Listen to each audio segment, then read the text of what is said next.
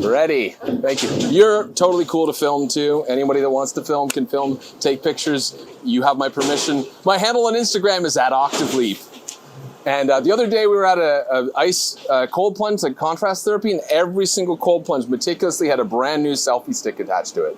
And I said, I love this city already. Thank you for gathering here today in the name of healing and conscious creation. I'm very excited to talk about the dogs, the planes, everything else going on in the background. The recycle truck. Yeah, the recycle truck. This is the sounds of nature. This is what we're dealing with on a regular basis, right? We're trying to find inner peace, and we've got all this stuff happening in the background. So we got to carve the time away. And that's what technologies like Theraphi is great for. It's great for coming back to ourselves. So I'm going to just throw it out there. When you think of the word healing, what comes up for you? Wholeness. Vitality. Vitality. Coming home. Coming home. Rebalancing. Okay. Change. I like that one. You know why I like that one? Because I believe sometimes that we can go through life and be really, really good, and then all of a sudden something will happen. A catalytic moment will emerge, and we might have a health crisis or something shows up.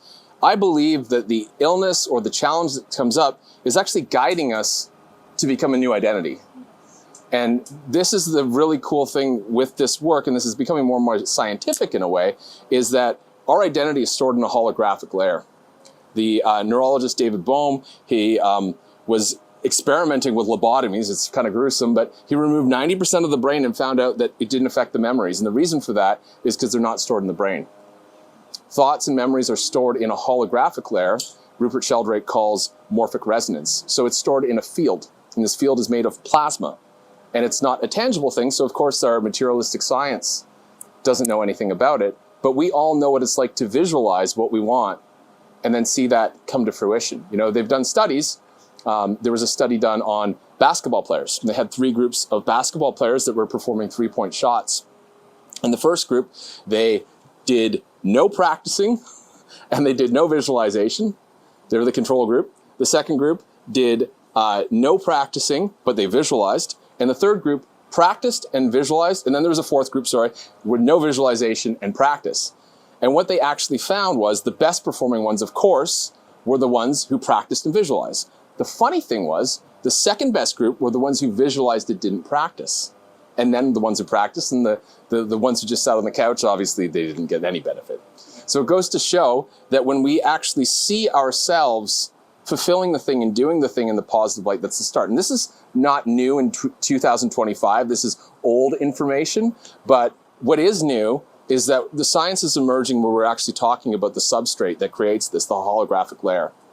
And in science and theoretical physics, they've identified something called the Higgs boson particle. And it literally takes the unmanifest and makes stuff out of it. So where there was nothing, there is now something. And so creation and matter comes from this energetic substrate. And the beautiful thing about being a human being is we all have access to this. And so this hologram, it stores the information of who we think we are and who we want to become. And at some point in time, I think we outgrow ourselves. Has anybody outgrown an old identity? Everybody here is saying, yes, you think? Has anybody left a friends group behind and said, I got new friends? Yeah. And so what I feel is been most resonant in my own life is consciousness just changing clothes. I'm wearing a zebra shirt now. Maybe I was wearing a zebra shirt last year, but you know, I could be wearing something different. You know, and my identity changes, and I allow that to be a fluid identity of who I am. Because you know, when people fix their identities, they usually get slower and slower and grumpier and grumpier and grumpier the older they get. You know, there's something to be said about growth mindset or growth consciousness where we change. And so I loved it, Sonia, when you said healing is about change. And I think it couldn't be said more simply than that. I can use all these scientific terms and everything, but that's really what it's about. And so when I see a health issue show up, or I see a relationship pattern showing up that somebody becomes aware of in my work, I say, that's great. It's an invitation to change. And they say, I feel so lost. What do I do here? What do you want to do here? Who do you want to become on the other side of this? This is an invitation to do something new. I don't even know. But you know, what word do we use when we're sick? We say we want to get better. Great. You don't want to, they don't say, I want to get back to what I was. Okay. Or do you want to get better? Better than you are now, but also better than you were before. And I think that's the beautiful thing, is like this constantly refining and iterating who we are. And the reason I say this, and it's so important, is because with the Theraphi and technology like this, we literally enter a field where we can break past the limitations. I'm just going to ask, what are some of the beliefs and limitations that people have that prevents them from getting what they want? Just shoot it out there. Worthiness, not good enough. Shame, guilt. Get thrown out of the tribe. Get thrown out of the tribe, yes. Lack of self-confidence, yeah. I believe before we started, sorry? Egos, oh yes. Sonia, you were talking about this earlier, right? You were saying how these things get lodged in us and they're not really us, but they're sitting there in us and they're whispering little things in our ear. And we just think, oh, I feel so guilty, I feel so shameful, but it's not us. And often these things get loud when it's time to change. You know, the things are not bad when you're in the middle of a certain flow, right? Because you're okay with it. It's like, yeah, that marriage, that job, that whatever it was, that relationship was okay for a little while. And then it progressively started to wear on you. And you're like seeing more and more of the reasons why you shouldn't be there. Well, that's also you beginning the early process of change. And the beautiful thing about it is that we are free to create whoever we want to be and whatever we want to be. But obviously, we're still in human form. So we don't want to get too far out there. The thing that I've noticed, though, is that a lot of the time we can't visualize who we want to be or even where we want to go because we have so much layer of mind in the way, so much layer of congestion. And so what I've discovered is that everybody has the capacity to tap back into the quantum field. And that's just a matter of slowing down. When we go in there, if you like, when we're in the Theraphi room, I can do a bit of guidance with you to bring you back into that quantum state. And while the plasma's going and charging you up and creating that environment, I can guide you, and not to tell you what to do or anything like that, but to help you find who you want to be, to release those beliefs. There's a word called an axiom. And an axiom is the foundational belief that we never question. It's so lodged in the subconsciousness that we never question it, like taxes. We'll always pay taxes. And then somebody comes along and says, well, actually, if you set up a trust, you never have to pay taxes. Like, that's impossible. And, you know, sometimes you tell people this and they're like, well, what do you, this can't exist. I don't believe you. You know, when you say there's energy that underlies reality, people say, oh, you know, they don't believe us because it's outside of their reality. It's beyond their axiom. Well, the truth is, it's not that we don't have axioms and they do. We all have axioms. We all have these beliefs about ourselves that we think are immutable. What would be some of these things? We had self-worth. What else is there that you believe about yourself that you think is unchangeable? The past. The past, yeah. I believe I'll always be 5'10". Maybe not. Maybe not. I've shrunk a little, so you never know. Anything? I think impossibility. I think people think that certain things might be possible for other people, Yes. but not for them. Yeah. Yeah. So they're trapped in concepts about what's possible. We're in Hollywood right now. This is where people worship celebrities, right? And they live vicariously through people who are on stage or in movies, right? And that's very common. Sports, movies, that we would rather do that for other people. When it comes to ourselves, there's often this uncomfortability or this awkwardness about saying, I can be that too. Because it does involve some self-responsibility in giving up of certain things.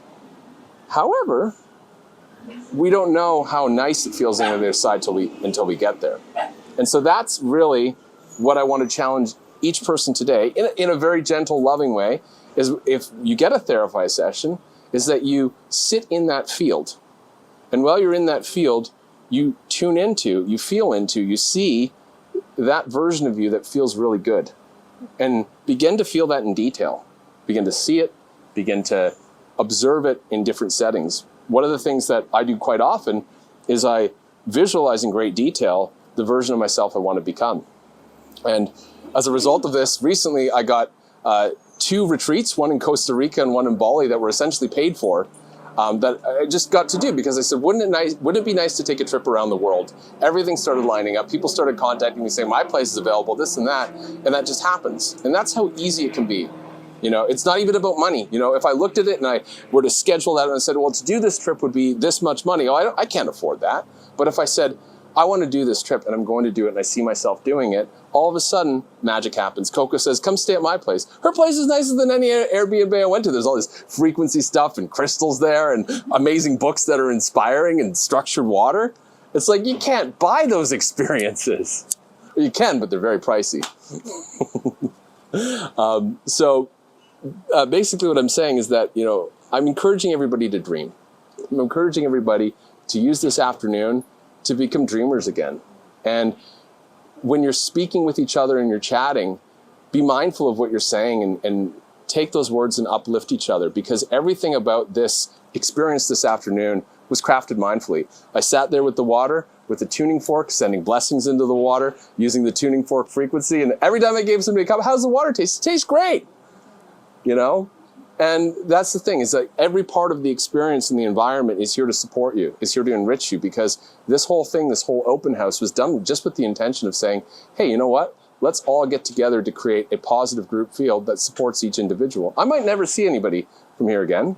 Some of you might talk to me later, some of you might not, and that's totally fine. The only thing I want to do is just say, hey, can we gather at this point in time and just come together consciously as human beings? And then from there, go off to our own lives and find an enriched experience. There's something deeply, deeply satisfying in that. There's something deeply, deeply satisfying. I was on the drive here to Coco and I'm like, I love humans. And then she's really? And I go, well, the right humans. Very specific humans. But you know what? If you follow anyone around for a week, you'd see that there is humanness in everyone. And if you can find those connection points, you can start to make those cracks a little wider, beyond the armoring, right? Everybody goes through this world with so much damn armoring on, and that it's only when they begin to soften, they find the anger, the fire, and then the tenderness, and then their truth. So I invite you, when we go in there, we'll be going in there in small groups, and you can choose if you just want to lie in the field, or if you'd like a little bit of guidance with your experience. But we're going to explore, we're going to play, and I encourage you to be playful. And again, I'm not telling you what to do with the guidance. I'm merely asking you questions and prompting you to what you want to do. This is a choose your own adventure experience. So thank you very much. Yes, you have a question? What happens if you have a belief system that you don't even recognize, was handed down by a family line, and you don't even know it's not working because you're so out of it? Yeah. That, in my line of work, that's normal. I see that all the time because we have this thing called ancestral trauma, or we have this thing I just called ancestral baggage, where some ancestor, maybe it was a parent, grandparent, maybe it was many generations back, when they cannot reconcile a certain pattern, that just gets passed down and down the family line. You know, like sometimes you get these inheritances. This watch has been in the family for generations upon generations. Well, this negative pattern has been in the family for generations and generations. We just didn't know what to call it or what to do with it. So we're automatically, you inherit it. And those patterns, if you've ever heard of something called family constellation, there's therapies out now. You don't have to go to a family constellation. You can also do this in the quantum realm, but you can go there to that layer of reality that's stored in the genetics. It's stored in our DNA. Our DNA holds this memory. In fact, 98% of our DNA is junk DNA. And what junk DNA is, it's a very wrong term for it, because what junk DNA is it's actually the ancestral memories that are unprocessed. When we were lizards crawling out of the ocean 500 million years ago, that's still in there. And we can become conscious of these layers. And when we become conscious, we can bring them into wholeness. We can use them for change, and we can use them to craft new identities. But not just that, we can also bring on the latent human potential. Some of the people I work close with, we have full telepathic communication because we've worked on those layers of ourselves. We're seeing that now. Anyone know the telepathy tapes? Yep. Kids are being born now with these abilities. They're just coming in and they're in these pods, and you know, scientific researchers are looking at them dumbfounded. Then we listen to it, it's like, that's obvious. We all knew this is possible. We all knew it was coming. You know, and many of us here are, you know, a little bit older than these kids, But some of us have had these experiences too. We know what's possible. What's important is that we first have to believe we can change and that we can actually let go of these things and create that openness and that trust within ourselves. And then there's processes that can be run where we release this. I mean, some of you have worked with me before. I see, yeah. I can speak. I think I'm sort of the queen of ancestral trauma. It's just been, I come from a Jewish background, and it's just been heavy. And through family constellations, starting, I don't know, decades ago, and then with work with Dave in the quantum field, I've really been freed of some of that, and we turned it into something gold that can be used in this lifetime now that I've so wanted, but it's been covered up by invisible patterns of beliefs that I didn't even know I had, like you say. But oh my gosh, when they're freed, it's just fabulous. Yeah. The other thing too is, I don't see it as getting rid of or cutting away.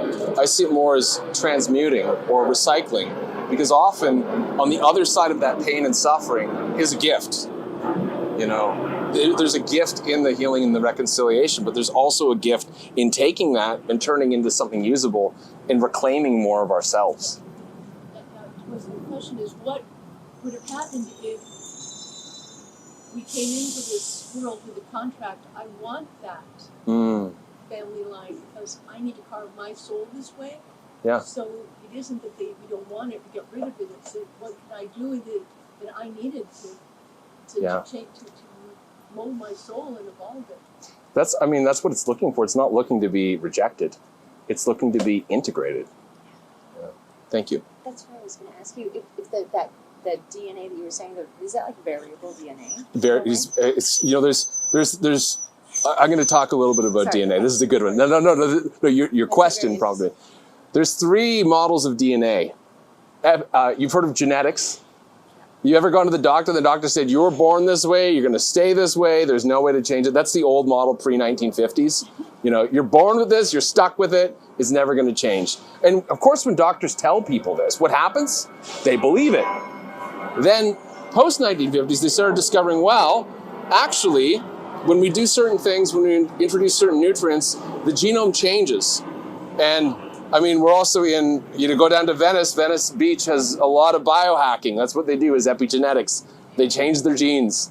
There's lots of fancy ways we can do that. But there's a third version that I like better because it doesn't require cryotherapy and, all sorts of injections and that type of thing, or supplements even. It's called metagenetics. And metagenetics presupposes that we're already enlightened at some layer of our being and that we can co-create with a divine force when we use our internal abilities. We just need to connect back to that. And when we co-create with the divine, we can do whatever we want to change our genetics, to upgrade them, to create new identities. And that's where inner alchemy happens. So, Good stuff. yeah. Good stuff. Yeah. What's that? We're pliable. We're pliable, yes. Yeah. Not just the brain, the whole body. Yeah. The whole thing is pliable. Exactly. Yeah. So are there any more questions, or do we want to get plasming? Let's get plasming. Thank you very much. Thank you.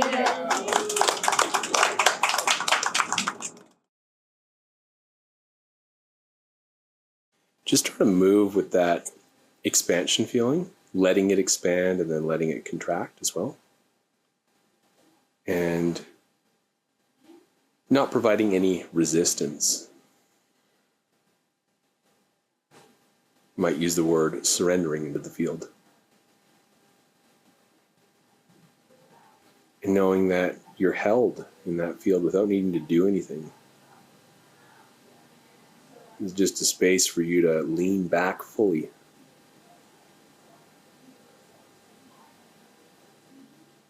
Leaning back out of the layers of who you normally are. Who you need to show up as in the world, and your roles, responsibilities. They're not here right now.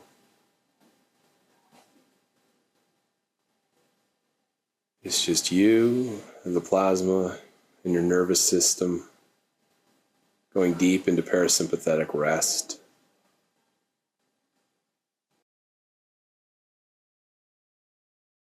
How much we just are able to tap into our own. And that's why I didn't want to try to fill anything out. I just wanted to prompt you to create it, because you're literally in a space that's potentiated to create.